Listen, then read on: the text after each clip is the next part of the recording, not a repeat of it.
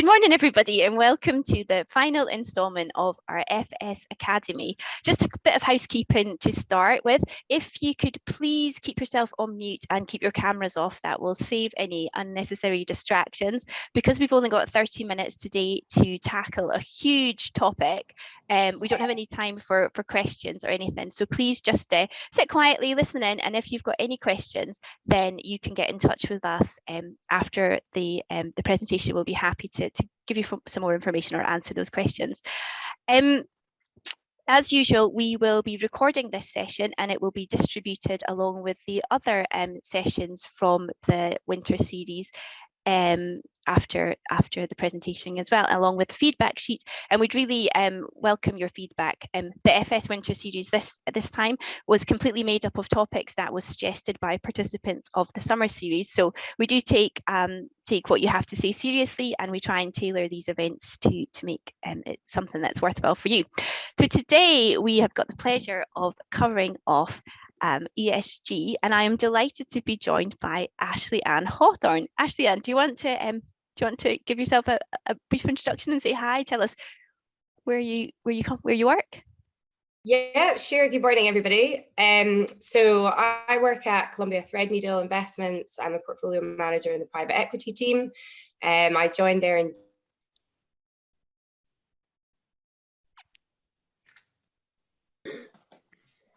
I think we might have just lost her. Okay, I'll just kick off. And she can join. Oh, are you back, Ann? Oh, sorry. Did you lose me? Yes, we just heard you. We missed, I think, most of your introduction, apart from Columbia Threadneedle.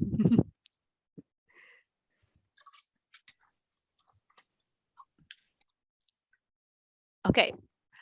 We can't hear you again, Ann, so I'm just going to kick off. I think the plan was anyway that we all just grab a cup of coffee. I was going to go through 3 slides just to set the scene of where we are with ESG in the financial services sector, and then Ann and I, hopefully towards the latter part of the session, are just going to have a bit of a chat and a bit of a Q&A around some of the issues that Ann is facing in her day-to-day job.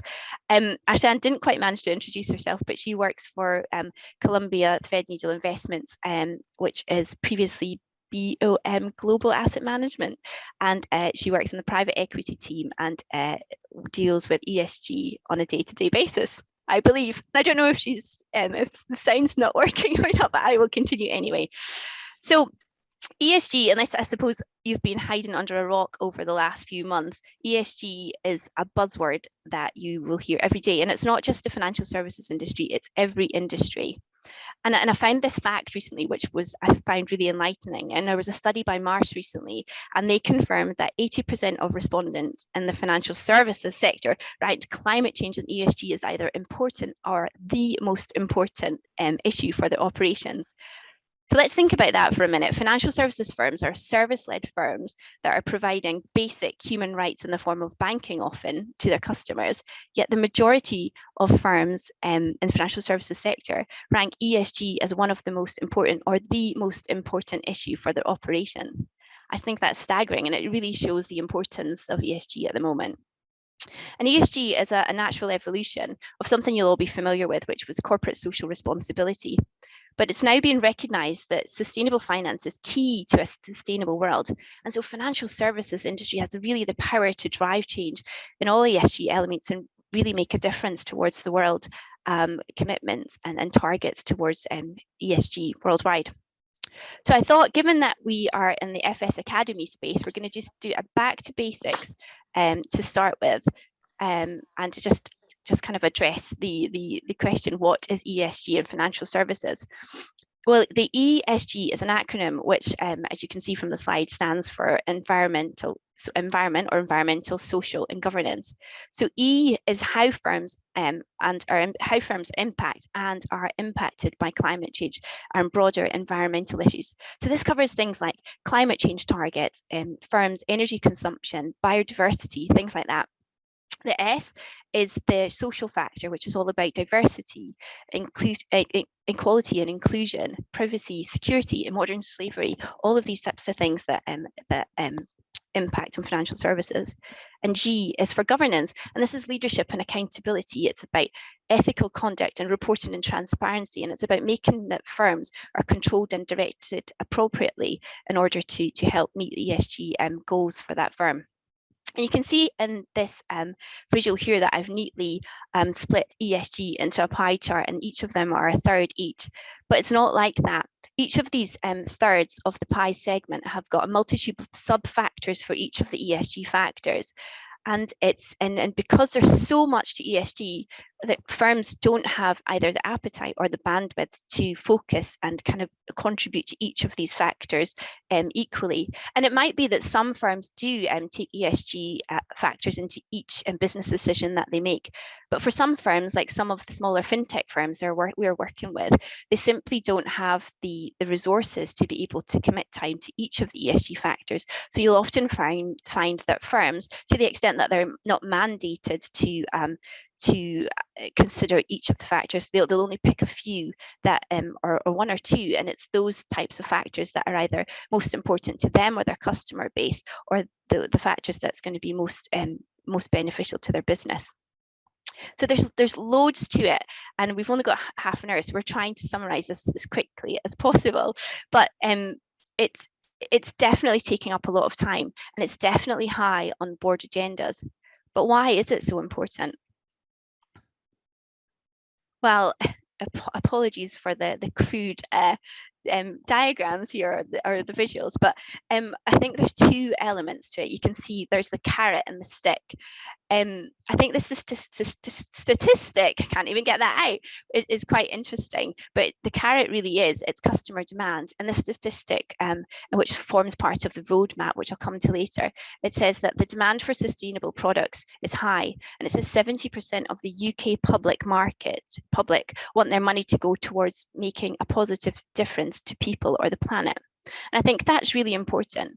I think part of the ESG journey is because clients are demanding it. Customers are starting to really recognize the impact of their decisions on ESG, and they're walking with their feet from firms or products who don't meet their ethical needs or standards. And I think that 70% figure will only rise in the future as people become more aware, and there's more choice and more kind of publications of data and transparency in this sector. Well, what's the stick? Well, the stick is the plethora of initiatives, legislation and regulation that is ever evolving, and it's being forced upon firms to comply with. If you're new to ESG, then I think the best place for you to start, because there's so much information on this, is looking at the UK's roadmap. It's called Greening Finance, a Roadmap to Sustainable Investing, and that really sets out a lot of the initiatives, legislation, the targets, the goals, and kind of the drivers, and the how the UK are going to achieve this. So that's a really good starting place, which sets out all of the initiatives that's on the go at the moment. So what are those initiatives? Well, there's lots of them. I hope you've got a coffee in hand, because this slide is bound to give you a bit of a headache. But I wanted this to be a bit of a muddle, because that's kind of what it looks like for certain firms. You'll see here, there's a whole load of hexagons and circles, and each of these are different types of either regulatory change or legislation or initiatives that lots of firms are having to comply with. And it's not just one or two. Some firms are having to comply with all of these things. And it's not just about complying with the legislation and regulation. It's about actually continual horizon scanning. So these days we're seeing lots of firms who have new employees in place, and their titles are things like head of ESG or head of strategy for ESG, and these are the types of titles that you wouldn't have seen a couple of years ago. But it really shows the evolution of this and the importance. And that's great, because for the governance side of this, you really need to have visibility and accountability at the highest level. So having those titles and those people there to drive those change and compliance within firms is really key. So you see that each of the hexagons here are types of regulatory reforms that must be complied with, and some of them are really complicated. Things like SFDR, which is something that asset managers are starting to comply with, and it's basically taken segments of all of their different investments and having data to kind of show each of the different elements, and it's causing a huge headache. it's really forcing massive changes to data processes, product design, and compliance. And it's not just about kind of the front end from product design right through, it's kind of the back end, it's reporting performance and making sure that what you're saying is happening on your products is what actually is happening. And that's why there's been a big focus on greenwashing, which is one of the segments in this muddled illustration. And greenwashing is a huge buzzword, which I think Ashley, Anne, and I are going to discuss a bit later.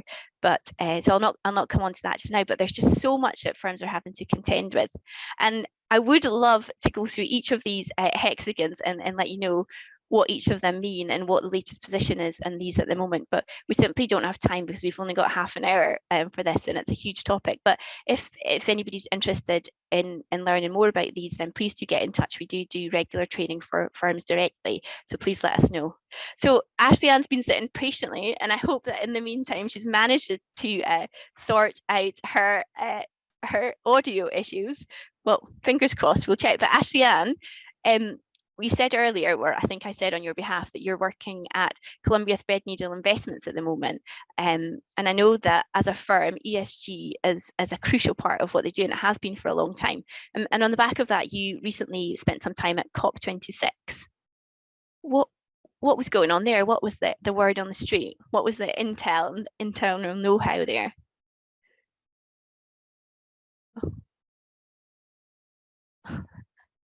I think she's gone again. Okay. Let's give it a second to come back. But actually, this is against what we said at the outset. But was anybody else in the audience at COP26? Does anybody else have any views that they could throw in, or some info of their experience there, and particularly in relation to financial services? If you were there and you've got something that might be interesting, please do come off mute whilst we try and get Ashley Ann back online.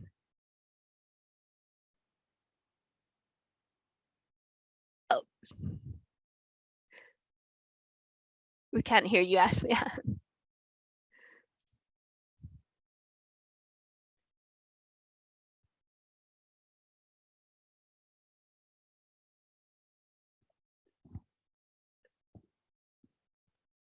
Sorry, we'll just try and get her back. Yeah, I know that Ashley Ann and the business at Columbia Threadneedle, they've got there as an asset manager and kind of the private equity world, they have got a heck of a lot of things that they are having to contend with at the moment.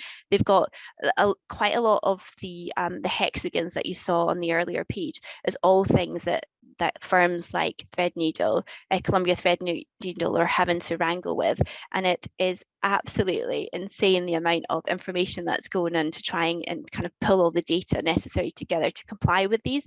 And so we know that there's lots of challenges going on, and that's why we were hoping to have Ashley Ann's insight, because it would be really interesting to get that from a kind of a frontline angle of what's going on.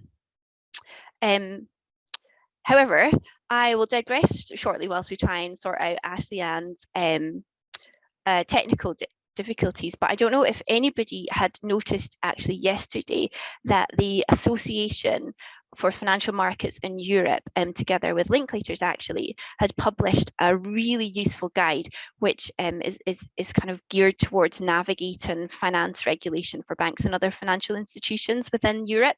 And so if you're looking for a really useful resource, then the AFME, Association for Financial Markets in Europe, that publication is going to be a really useful resource for you, because it sets out a lot of the impacts in the ESG sector at the moment, and then sets out the kind of this current state of play for each of them.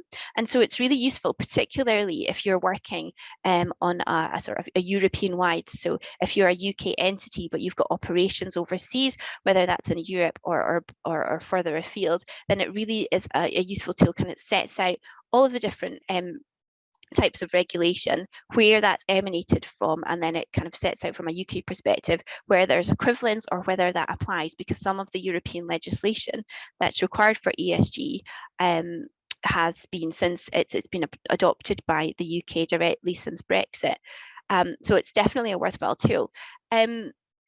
I wonder if it's worth me going into a bit more detail on the roadmap whilst we wait, because that's similar to this European level one. On a UK side of things, the Greening Finance roadmap is actually a really useful tool. Because that, as I said earlier, that outlines regulatory changes that are in the UK. So the roadmap in the UK was published in October this year, actually, and it's a really, really good tool because it talks about some of the things that are really important when it comes to investment decisions, and it talks about the fact that sustainability disclosure requirements, which will be these are requirements that were oh, hello. Hi, Karen. Hi, is that Ashley Ann? Yeah. Perfect, you're back. I was just about to go into detail on what the roadmap says, but what you've got to say is far more interesting, so we can... Oh, sorry, I'm not sure what's going on with my tech this morning, so I thought I would just dial back in. Oh, perfect. Thank you. So I'd said, I think I'd left it just, I was asking you, you'd been at COP recently, and I'd be interested to hear what was the word on the street in there in respect to financial services sector. Yeah, so at COP a couple of weeks ago, so I attended the Finance Day and the Energy Day, which were both really interesting. So I joined panels on making your money matter, pensions for climate change, climate justice, and discussions on Europe's transition out of dirty energy sectors and back into clean tech. My team also hosted a COP fringe event as part of our pre-marketing for our new Sustainable Impact fundraise when we were there. So it was all in all a pretty busy week, but there was a lot of momentum coming out of COP, which is really encouraging. In terms of the key commitments made, I think the big ones were probably, the global downward revision of GHG emission targets, phasing down of coal, cutting methane, decarbonisation efforts and decreasing deforestation, and also increasing the amount of climate finance for developing nations used specifically for adaptation purposes. But most of these commitments will have to be self-policed, and only a few of these countries are making their pledges legally binding. On Finance Day, the focus was really on mobilising private capital in climate transition. So everybody agrees, climate inaction will be much more costly than the net zero transition. However, public finance is not alone. It's not enough, to address this. So the transition really needs a huge amount of investment and innovation, to develop cost-effective green tech. And this will require fast-paced secular shifts into new technology, and it really opens up a world of opportunity for the investment sector. Mm-hmm. Outside of corporates, climate change is also a big topic amongst individuals today, particularly millennials or younger generations who we're now seeing changing their consumption habits to align with their values. Mm-hmm. So this would include things like switching to renewables, going vegan, buying local, car sharing schemes. They're all quite big themes of today. But, the hot topic on Finance Day was pensions, which is a bit boring. However, most individuals in the UK now have one. Yeah. And I think with the exception of your home, your pension is probably the largest asset that you will own. And it's really an untapped tool in fighting climate change. So if you look at the estimated cost, I think I saw for the UK to hit our net zero target by 2050, it was £1.6 trillion. And wow. The market value of UK pension funds are about £2.5 trillion. Mm-hmm. So, there was a study done by Aviva and Making Your Money Matter that showed if you green your pension and allocate some of it towards sustainable investments, then this would have 21 times the impact of cutting your air travel, switching to a renewable energy provider, and going vegan combined. Wow. So I don't actually, it's quite staggering. Yeah.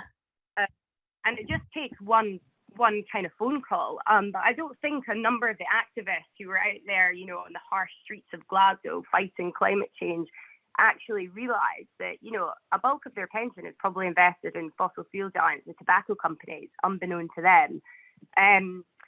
So the other point that I thought really needed some thought is how we transition, out of fossil fuel or coal sectors and into green alternatives, and do this in a just and equitable manner. And this is very much the social aspects of climate change. So if you look at Poland, over 70% of their energy mix is dominated by coal, and this also provides a huge number of jobs. It's a similar situation in the Philippines or Indonesia, where deforestation activities provide livelihoods to a large proportion of the population.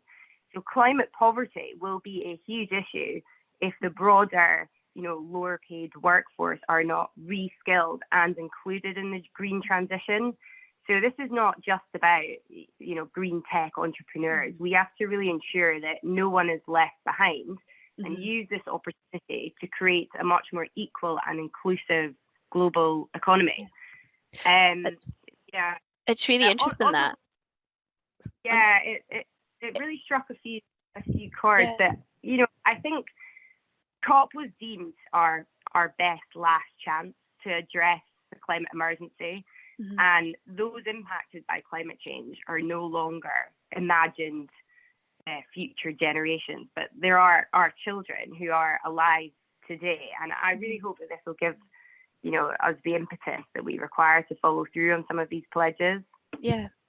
No, it's great. That's really interesting, Ashley. And it kind of, what you're saying, it really drives home the importance of all the factors. It's the E, the S, and the J. It's kind of each of them have got such a big impact on the world. And so kind of little steps at each firm can make a big difference collectively. So that's really interesting. I was interested because I know that Columbia Threadneedle Investments, ESG has been at the heart of a lot of the investment decisions from your website. It says for 35 years. So it's not necessarily new, although the plethora of regulation and legislation is. But for you, what does that mean in practice in terms of responsible investments to make sure that you generate returns for your investors, which kind of doesn't come at the expense of all the things you mentioned in the real world? Yeah. So my team in private equity, we launched our first environmental fund called Climate Opportunity Partners about a decade ago. And that invests in, companies dedicated to mitigating and adapting to climate change. And we're also launching a new sustainable impact fund. And we're very much of the belief that there is no reason why you cannot make attractive financial returns by investing sustainably. We can perform well as do good. It's been shown by numerous studies that investing in businesses with high standards of ESG are those who produce premium returns over the long term, and they exhibit less volatility. And private equity itself is typically a long-term illiquid asset, particularly our fund of funds program. I mean, they hold funds for sort of 10 to 14, 15 years sometimes. So this is really a key diligence item for us, and it does have a real impact on economic value. So in practice, we really do embed ESG throughout our investment process, from pre-acquisition through to exit. We perform ESG due diligence going into a deal. We look at potential risks and how we can mitigate them. But also, what I think is key is, you really have to integrate ESG opportunities within value creation plans going forward. And I think that's the sort of shift at the moment that we're seeing. We really use our position, we leverage our position with our GPs and management teams to try and drive positive change. So typically in private equity, you'll have a bigger stake in a company, so your voice is louder. And you really should be using that position to drive positive change. And then we monitor and report on various ESG metrics and track sort of year-on-year development across our portfolio. And again, I read a few studies recently, and that has been another sort of significant movement in the last sort of year or two, is this ability to, or developing the capability to actually report on these metrics. And we're seeing a lot of our investment partners, develop this capability in-house at the moment. See, I mean, you don't know, you can't say that that you've created change if you don't know what your starting point is. So that's really quite an important aspect, and it takes a lot of time and resource to do that. And what do you think in terms of your firm, if I bring you back to my crude illustration with the carrot and the stick, what do you think's driving that change? Is it overall you're all very ethical, or you all kind of care, or is it kind of more customer preference that you said earlier, or is it actually because you've got this huge raft of legislation and regulation that you're having to embed into your day-to-day practices? I mean, I would be very hesitant to describe regulatory requirements as the stick to a virtual room full of people who work in the legal sector.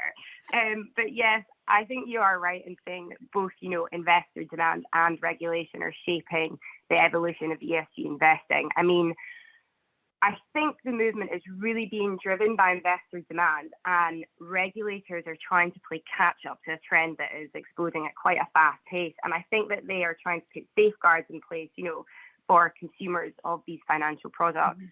In the last decade, what I've seen is, ESG has been an emerging theme. However, it's been quite challenging to find cornerstone investors to actually back these strategies. Everybody says they're interested in it, but, putting your money in your mouth is a different thing.